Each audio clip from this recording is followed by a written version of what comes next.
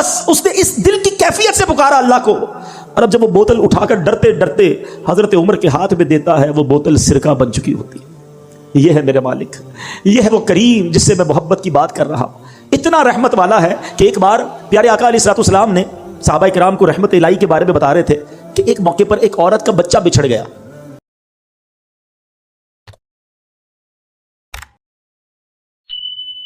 दुनिया में ऐब छुपा रहा है ना, उसकी रहमत से उम्मीद है कि वो आखिरत में भी ऐब छुपाएगा। मगर दोस्ती तो कर लो ना उससे, नाराज तो ना करो ना उसे। कैसा क्या, अच्छा तौबा के लिए ना कोई बहुत बड़ी आपको गैदरिंग की जरूरत नहीं है, बड़े एहतमाम की जरूरत नहीं है, जस्ट अ मिनट, एक सच्चा कनेक्शन रिक्वायर्ड है। और वो कनेक्शन जिस दिन हो गया वो तुम्हारे सारे गुनाह माफ फरमा देगा। एक बार हजरत उमर फारूक का दौर है, एक बंदा आपके सामने आया, हाथ में उसके शराब की बोतल है। हजरत उमर फारूक ने उसे रेड हैंड देख लिया, फरमाया क्या है तुम्हारे हाथ में, क्या है? तो कहता है हुजूर मेरे पास सिरका है। हालांकि शराब की बोतल थी। हजरत उमर ने कहा दिखाओ। अब जरा थोड़ा सा सिनेरियो समझिएगा, दो बंदे आमने सामने खड़े हो, कितनी देर लगेगी, कितनी सेकंड्स की बात है ना, विद इन अ सेकंड्स।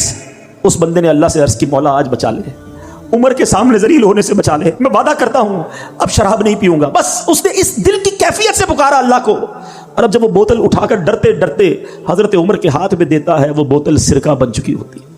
ये है मेरे मालिक, ये है वो करीम जिससे मैं मोहब्बत की बात कर रहा हूं। इतना रहमत वाला है कि एक बार प्यारे आका अलैहिस्सलाम ने सहाबा किराम को रहमत इलाही के बारे में बता रहे थे कि एक मौके पर एक औरत का बच्चा बिछड़ गया।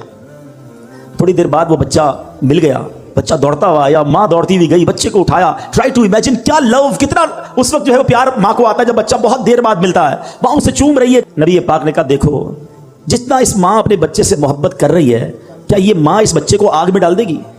साहबा ने कहा हुजूर पॉसिबल ही नहीं है, इस वक्त तो इसकी मोहब्बत उरूज पर है।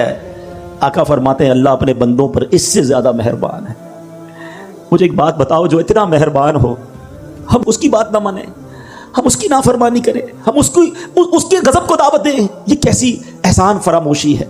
एक और हदीस सुनिए, हज़रत अनस रज़ियल्लाहु तआला फरमाते हैं कि मैंने सरकार मदीना सल्लल्लाहु अलैहि वसल्लम को ये फरमाते हुए सुना कि अल्लाह पाक इरशाद फरमाता है, ये हदीस कुदसी हुआ करती है। What is the meaning of हदीस कुदसी? आज ये भी समझ लो, आपने कई बार सुना होगा कि फरमान तो नबी पाक का हो, आका फरमाए, मगर आका अल्लाह का फरमान सुनाए कि रब ये फरमाता है। ये हदीस कुदसी है।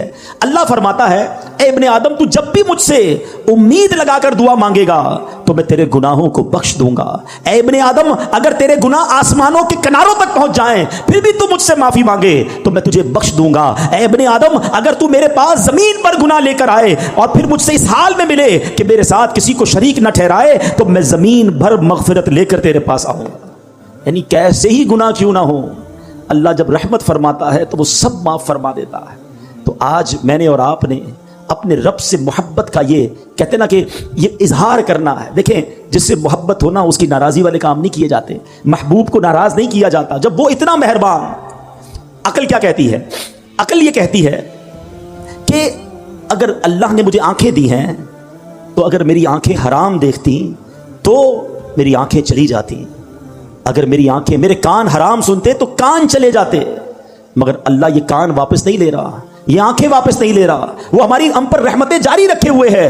तो फिर हमें उसकी भी नाफरमानी नहीं करनी चाहिए। एक कुरान पाक की आयत सुन लीजिए। अब यहाँ जब अल्लाह की हम रहमत की बात कर रहे हैं ना, तो अब शैतान क्या करता है कि यार फिर तो अल्लाह बड़ा रहीम है, जो करना है करो। आप तो नमाजें नहीं भी पढ़ेंगे, रोजे नहीं भी रखेंगे, हराम खाते रहो, हराम पीते रहो, अल्लाह तो बड़ा करीम है, माफ फरमा देगा। यहाँ हम मार खा जाते हैं। आज जरा सुनिएगा, कुरान की आयत इस बात को क्लेरिफाई कर देगी। अल्लाह फरमाता है फयगफिरु लिमन यशा व युअज़्ज़िबु मन यशा, अल्लाह जिसे चाहे बख्शेगा और जिसे चाहे सजा देगा। अल्लाह की मर्जी, वो खालिक है, चाहे तो हमें नुक्ते पर बख्श दे और चाहे तो किसी एक गलती पर पकड़ फरमा दे। ईमान की जरा तारीफ समझ लें। उलमा कहते हैं अल ईमान बैनल खौफी वर रिजा, ईमान खौफ और उम्मीद के दरमियान शय का नाम है। बेखौफ भी नहीं होना है और ना उम्मीद भी नहीं होना है। रहीम को नाराज भी नहीं करना है मगर कहार के गजब को दावत भी नहीं देनी है। इसके दरमियान हमने रहना है तो इंशाअल्लाह बेड़ा पार हो जाएगा। तो आज मेरे प्यारे इस्लामी भाइयों, इस बात को समझना बहुत जरूरी है। अब जरा एक बात समझिएगा, अल्लाह करीम ने तीन के अंदर तीन बातें पोशीदा रखी है। ये जरा बड़ी कमाल की हदीस है। खलीफा आला हज़रत फ़कीह आज़म अबू यूसुफ मोहम्मद शरीफ मुहद्दिस कोटले भी नकल फरमाते हैं, ये उनका कौल है। अल्लाह पाक ने तीन चीज़ों में तीन चीज़ों को पोशीदा रखा है। اپنی رضا کو اپنی اطاعت میں، اپنی ناراضی کو گناہوں میں، اور اپنے اولیاء کو اپنے بندوں میں۔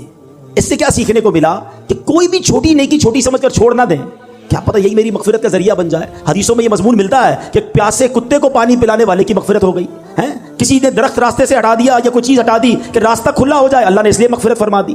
تو ہر نیکی آگے بڑھ کے کرنی چاہیے۔ اور سیکنڈلی، بندہ کہتا ہے نا چھوٹا ہی گناہ کر لو یار، کیا پتہ یہی گناہ ہماری پکڑ کا سبب بن جائے۔ یہ بھی روایتوں میں مضمون ملا کہ بندے نے کسی کا تنکا اٹھا لیا، اس کے لیے پکڑ کر دی گئی، تو وہ نکتہ نواز ہے۔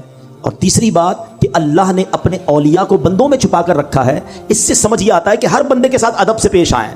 ہمیں نہیں پتا کون اللہ کی بارگاہ میں کون سا مرتبہ رکھتا ہے۔ احادیث میں یہ مضمون ملتا ہے کہ کچھ پرا گندہ بال والے ایسے ہیں جن کو کوئی اپنی دعوت میں نہ بلائے، مگر وہ اگر اللہ کی بارگاہ میں قسم اٹھا لیں، اللہ وہ قسم پوری فرماتا ہے۔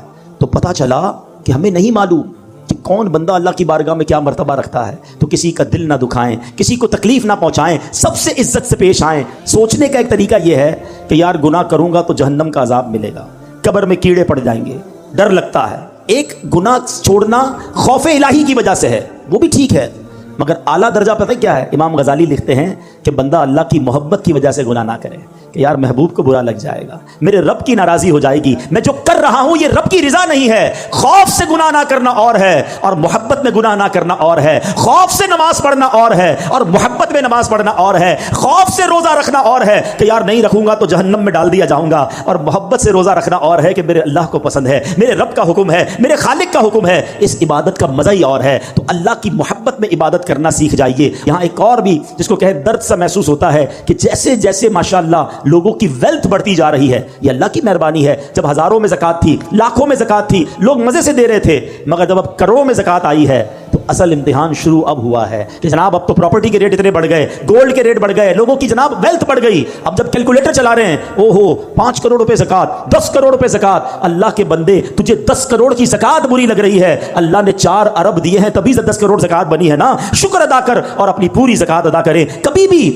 ایسے اپنی زکوٰۃ کو بوجھ نہ سمجھیں۔ میں تو بار بار ایک دعا کرتا ہوں، اگر آپ کو اچھی لگتی ہے تو آپ بھی آمین کہہ دو کہ اے اللہ وہ مال نہ دینا کہ جس کی زکوٰۃ دل پر بھاری لگے، اے اللہ مال وہ دینا کہ خوش دلی کے ساتھ زکوٰۃ ادا کروں۔ اور زکوٰۃ ادا جب بھی کرے نا، چاہے زکوٰۃ ادا کرے چاہے خیرات دیں، سچ بات یہ ہے کہ سجدہ شکر بھی ادا کرے کہ اللہ تیری مہربانی، تو نے دینے والا بنایا، تو نے مانگنے والا نہیں بنایا، میری تو کوئی اوقات نہیں۔ کبھی سوچا آپ نے آپ کے آفس میں، آپ کے گھر پر آپ سے رابطہ کوئی شخص کرتا ہے کہ جناب بچہ بیمار ہے، علاج کے پیسے نہیں، کچھ زکوٰۃ دے دیں، بہن کی شادی ہے، جہیز کے پیسے نہیں، زکوٰۃ دے دیں، عید کے دن آ رہے ہیں، بچوں کے لیے کپڑے نہیں ہیں، زکوٰۃ دے دیں، اور آپ اسے 5 10 ہزار 25 50 ہزار دیتے ہیں۔ کبھی سوچا آپ نے آج اس کا فون آیا ہے، میں بھی تو اس کی جگہ ہو سکتا تھا، میں بھی تو کسی کو کہتا کہ میرے بچے بیمار ہیں، زکوٰۃ چاہیے، میرے بچوں کی شادی کرنی ہے، پیسے نہیں ہیں، میں نے کیا ایسی نیکی کی ہے، میں نے کون سا اتنا بڑا کمال کر لیا ہے کہ اللہ نے مجھے دینے والا بنایا، اسے مانگنے والا بنایا۔ خدا کی قسم یہ فقط رب کی مہربانی ہے جو اللہ نے مجھ پر اور آپ پر یہ احسان کیا ہے۔ تو آلویز جب بھی کوئی نیکی کریں، چاہے صدقہ کریں، خیرات کریں، چاہے آپ نماز پڑھ رہے ہیں، یہ نہ سمجھو میں نے کچھ کیا ہے، یہ صرف اللہ کی مہربانی ہے۔ ولا حول ولا قوت الا باللہ العلی العظیم۔ اللہ کا شکر ادا کر کے یہ کام کیا کرو، اللہ تمہیں اور عطا فرمائے گا۔ اور اپنی زکوٰۃ صدقات سب سے پہلے اپنے غریب رشتہ داروں کو دیں۔ ہاں یہاں ایک غلطی لوگ کر جاتے ہیں، یقیناً صدقہ اور خیرات اپنے غریب رشتہ داروں کو دینے کا زیادہ ثواب ہے، لیکن اس میں ثواب جب ملے گا جب وہ زکوٰۃ کے مستحق بھی ہوں، تو زکوٰۃ کے مستحق رشتہ دار ڈھونڈیں، ان کو دیں، آپ کو ثواب زیادہ ملے گا۔ اپنے قریب رفقا، آپ کے جاننے والوں میں اگر کوئی زکوٰۃ کا مستحق ہے، پہلے اس کو دیں۔ اور اس کے بعد میں ایک اپیل کرنا چاہوں گا کہ عاشقان رسول کی تحریک دعوت اسلامی جو دنیا بھر میں دین متین کی بڑی خدمت کر رہی ہے، تو اس بار اپنی زکوٰۃ جب آپ دیں تو دعوت اسلامی کا بھی ضرور خیال رکھیں۔ اور ایک اور بات کہنی تھی، اور وہ یہ ہے کہ فطرہ آپ نے دینا ہے۔ اچھا، فطرے میں ایک تھوڑی سی ہم سے یوں سمجھیے کہ چوک ہو جاتی ہے کہ جب سے ہوش سنبھالا ہے تو گندم کا ہی فطرہ لوگ دیتے رہے، حالانکہ حدیث پاک میں 4 قسم کے فطرے بیان ہوئے۔ میرے آقا علیہ السلام نے جو فطرے کی ترغیب دلائی تو اس میں جو کا، گندم کا، کھجور کا اور کشمش کا فطرہ بھی بیان ہوا۔ اب یہاں نارملی وہ لوگ بیٹھے جن کو اللہ نے کروڑوں سے اچھی لائف دی ہے، اور ہم فطرہ آج کل گندم کا 170 روپے ہے، ہم وہ دیں گے۔ ایسا نہیں ہونا چاہیے۔ جب ہم اپنے لیے کپڑا خریدتے ہیں تو اچھے سے اچھا خریدتے ہیں، بچوں کے لیے چیزیں خریدتے ہیں تو مہنگی خریدتے ہیں۔ روزانہ کئی لوگ ہوں گے جو افطار میں اجوا کھجور افطار کر رہے ہیں، اور فطرہ دینا ہے تو وہ جناب سب سے سستا والا دینا ہے۔ ایکچولی یہ بھی اللہ کا ایک شکر ہے کہ اللہ تو نے مجھے کروڑوں سے اچھا بنایا، تو اب تیری راہ میں خرچ بھی میں اچھی کوالٹی کا کروں گا۔ تو جن کو اللہ نے نوازا ہے وہ بہترین کوالٹی کا فطرہ دیں، اور انشاءاللہ یہ بھی ایک شکرانے کا طریقہ ہے۔ اللہ تعالیٰ ہم سب کو عمل کی توفیق دے۔